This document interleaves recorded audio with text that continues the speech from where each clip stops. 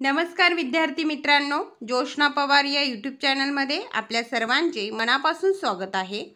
आज आपण इयत्ता 8वीच्या वर्गाची सामान्य विज्ञान या विषयाची सेतू अभ्यासक्रम पूर्वचाचणी उत्तरांसहित अभ्यासणार आहोत।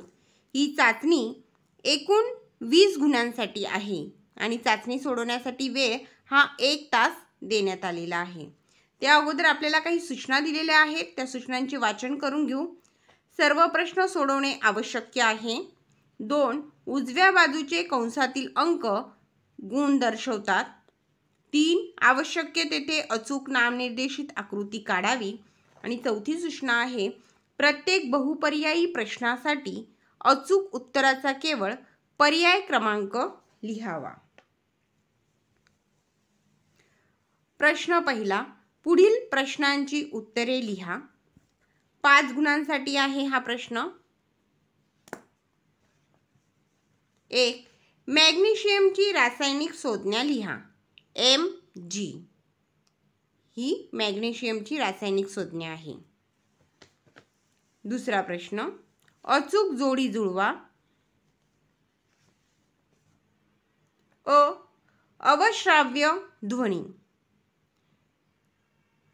त्याची जी अचूक जोडी आहे ती 2 क्रमांकाची आहे, 20 व्होल्टेजपेक्षा कमी।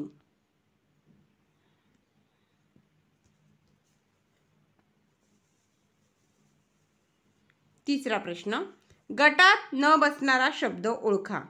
4 पर्याय दिलेले आहेत, उवा, गोचिड, ढेकूण आणि पट्टकृमी। गटात न बसणारा शब्द आहे पट्टकृमी, म्हणून आपण या ठिकाणी पट्टकृमीला गोल करून घेतलेला आहे। प्रश्न चौथा, पुढील तक्ता पूर्ण करा। इंधनाचे प्रकार दिलेले आहेत। या ठिकाणी फक्त नैसर्गिक वायू हे त्यांनी लिहिलेले होते, बाकी इंधनाचे प्रकार आपल्याला लिहायचे होते। पहिली जी रिकामी जागा होती त्या ठिकाणी दगडी कोळसा आणि दुसरा प्रकार आहे खनिज तेल आणि तिसरा प्रकार नैसर्गिक वायू। या पद्धतीने तुम्हाला या ठिकाणी इंधनाचे प्रकार पूर्ण करायचे आहेत। प्रश्न 5वा, सोबतच्या आकृतीतील पानामधील शिराविन्यासचा प्रकार ओळखा व लिहा। बघा, शिराविन्यास हे समांतर शिराविन्यासचा प्रकार आहे, तो आपण या ठिकाणी लिहून घेतला, समांतर शिराविन्यास।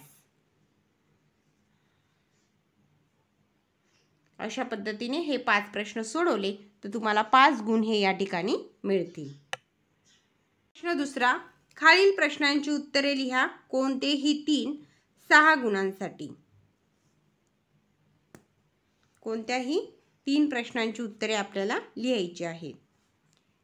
पहिला प्रश्न बघा, असे का घडते? आकाश निळे दिसते।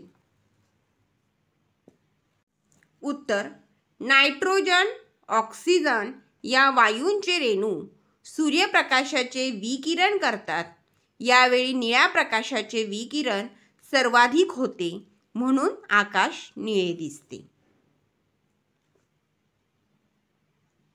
दुसरा प्रश्न, मानवाचे द्विनाम पद्धतीतील वैज्ञानिक नाव लिहून प्रजाती व जाती ओळखा व लिहा। प्रजाती होमो, जाती सॅपियन्स। तिसरा प्रश्न, उदाहरणे लिहा। पहिली क्रिया पहा, रासायनिक परंतु सावकाश बदल। उदाहरण आहे दुधाचे दही होणे, रासायनिक क्रिया आहे परंतु सावकाश बदल होतो। दुसरे उदाहरण पहा, भौतिक परंतु परिवर्तनीय बदल। त्याचे उदाहरण आहे स्प्रिंग ताणणे, भौतिक परंतु परिवर्तनीय बदल आहे। चौथा प्रश्न, कंसात दिलेल्या पदार्थांचे नैसर्गिक व रासायनिक परिरक्षक या गटांमध्ये वर्गीकरण करा। कंसात बघा, सायट्रिक आम्ल, मीठ, तेल, व्हिनेगर, सोडियम बेन्झोएट आणि साखर हे पदार्थ दिलेले आहेत। त्या पदार्थांचे आपल्याला नैसर्गिक आणि रासायनिक परिरक्षक या गटांमध्ये वर्गीकरण करायचे आहे। या ठिकाणी आपण वर्गीकरण करून घेतलेलं आहे. नैसर्गिक परिरक्षक मीठ, तेल, साखर आणि रासायनिक परिरक्षक सायट्रिक आम्ल, व्हिनेगर आणि सोडियम बेन्झोएट. प्रश्न तिसरा. पुढील प्रश्नांची उत्तरे लिहा. कोणतेही 3 9 गुणांसाठी आहे, म्हणजे प्रत्येक प्रश्नाला 3 गुण हे आहेत. 3 प्रश्नांना 9 गुण. प्रश्न पहिला बघा. आकृतीतील दर्शवणाऱ्या भागांची नावे ओळखून त्यांची कार्ये लिहा. या ठिकाणी आकृती दिलेली आहे, त्यातली भागांची नावे ओळखायची आहे आणि त्या भागांचे कार्य लिहायचे आहे. या ठिकाणी ए जो भाग आहे तो आहे केंद्रक. बी जो भाग देण्यात आलेला आहे ती आहे आंतरद्रव्य जालिका आणि सी जो भाग आहे आकृतीतील ते आहे तंतू कणिका. कार्य पाहू आपण. केंद्रक. केंद्रकचे कार्य आहे पेशीवरचे नियंत्रण. दुसरा भाग आहे आंतरद्रव्य जालिका. त्याचे कार्य आहे विस्तृत जाळीदार वहन व्यवस्था. आणि तिसरा जो भाग आहे सी तो आहे तंतू कणिका. त्याचे कार्य आहे पेशींचे ऊर्जा केंद्र.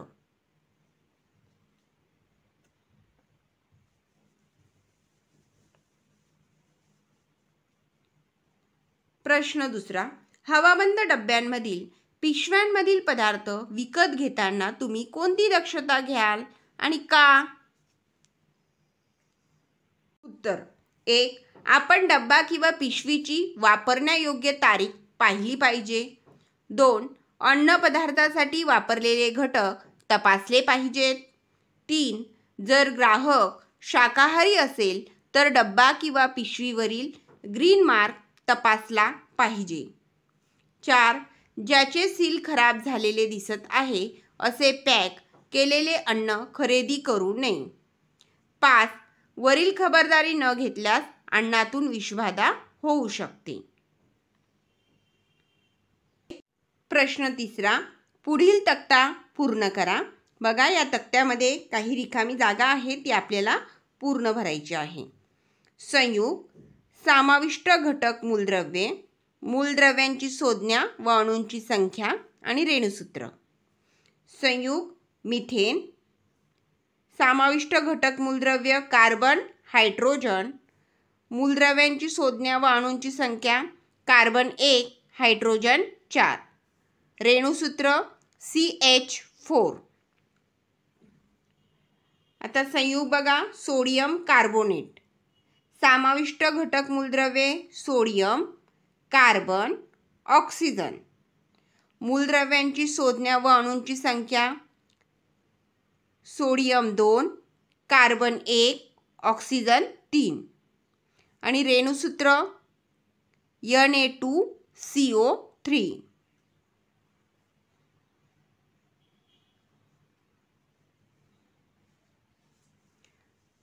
प्रश्न क्रमांक 4. एका विद्यार्थ्याने एका बेंचवर 36 N इतके बल लावले असता त्या बेंचचे 4 मीटर इतके विस्थापन झाले तर त्या विद्यार्थ्याने किती कार्य केले? आता अगोदर आपण कार्याचे सूत्र लिहून घेऊ.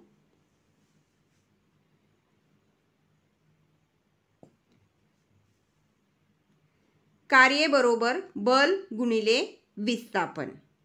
बल किती लावले होते? 36 गुणिले विस्थापन किती झाले? 4 मीटर. 36 गुणिले 4 बरोबर आले गुणाकार 144 जूल. म्हणून त्या विद्यार्थ्याने 144 जूल कार्य केले. पहा विद्यार्थी मित्रांनो, अशा प्रकारे या ठिकाणी आपण इयत्ता 8वीच्या वर्गाची सामान्य विज्ञान या विषयाची सेतू अभ्यासक्रम पूर्वचाचणी उत्तरांसहित अभ्यासली.